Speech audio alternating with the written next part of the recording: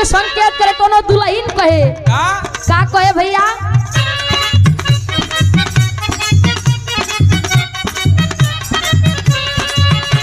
नया नया गाँव के नया होठ लाली होठ चाट चाट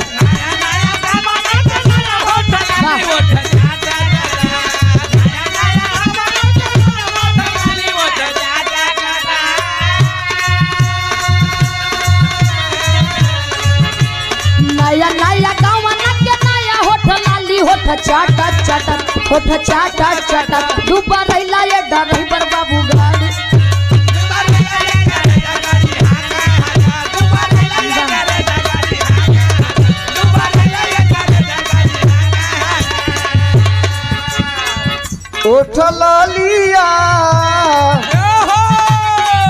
ओठ लालिया चीखे दाना धनिया हमार ओठ लालिया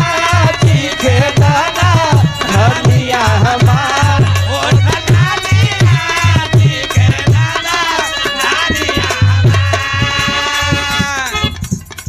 सुनीला की कई गो जब ओठलाली लईकी ले मझारू लगावा ले उमे बड़ा फ्लेवर है ए भाई पकड़ा है फ्लेवर ओठलालिया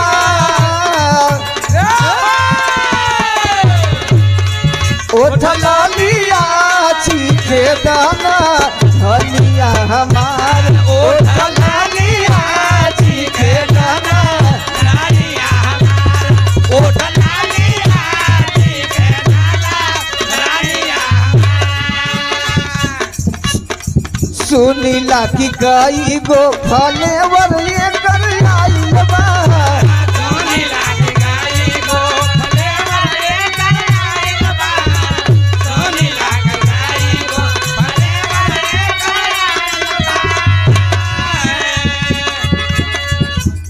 सुनीला की कई गो फ्लेवर ये कर आइल बा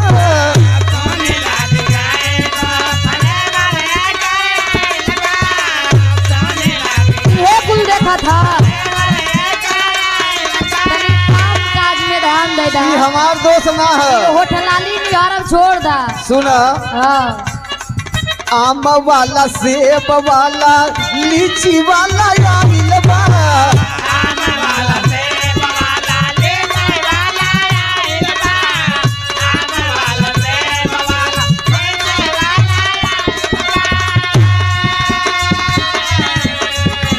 हवे कवन फ्लेवर जम लागे चटका हवे कवन फ्लेवर जम लागे चटका ओठ लालिया चीखे दाना धनिया हमार